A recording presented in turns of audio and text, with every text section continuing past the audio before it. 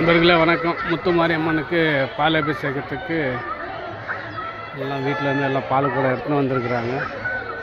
விநாயகர் கோயிலாண்ட வச்சு வீதி வழியாக மாரியம்மன் சன்னதிக்கு எடுத்து செல்ல பெண்கள் எல்லாம் ரெடியாக இருக்கிறாங்க.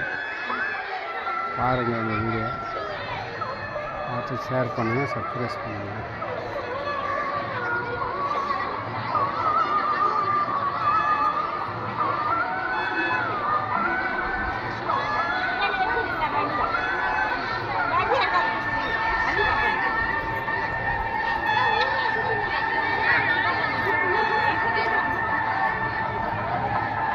சரியான வெயில், எல்லாம் அவங்க வீட்டு நிழலில் நிற்கும்.